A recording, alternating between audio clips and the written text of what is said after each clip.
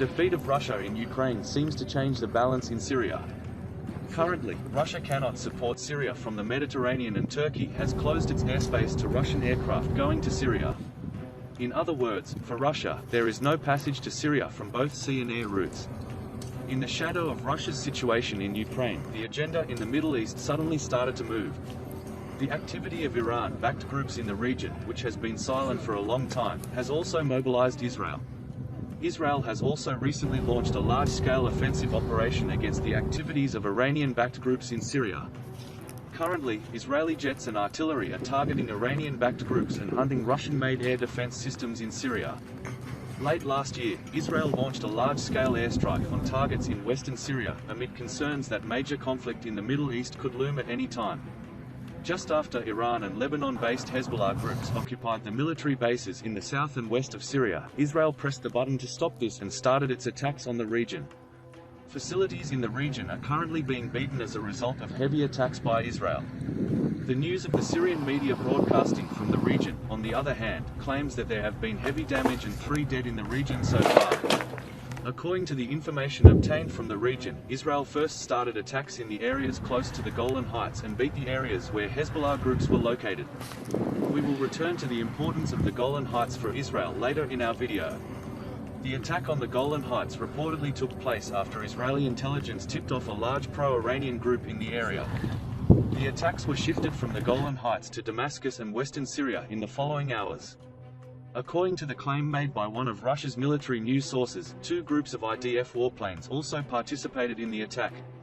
The first group carried out airstrikes over Israeli and Lebanese airspaces. The second group struck the provinces of Latakia and Tartus over the Mediterranean. It is known that Russia used the ports of Latakia and Tartus, and these regions caused crises between Russia and Israel from time to time. So far, there has been no official confirmation or denial of the alleged attacks by warplanes. It is stated that the attack on Damascus was carried out on the Damascus airport and serious damage was detected at the airport. In the news published by the Syrian state media, it was stated that Israel hit the Syrian capital Damascus as a result of missiles fired from land to land. A Syrian military source stated that Israel's attacks were made from the Golan Heights and that some Israeli missiles were intercepted by the Syrian air defense system. But here it is necessary to open parenthesis to the agreement between Israel and Russia. Because Russian President Vladimir Putin and Israeli Prime Minister Naftali Bennett had agreed that Russian air defense systems would not intercept Israel's surface-to-ground missiles, as a result of the meetings they held in the Kremlin last year. The vast majority of air defense systems in Syria have been purchased from Russia. For this reason, the possibility of air defense systems not being activated should also be considered.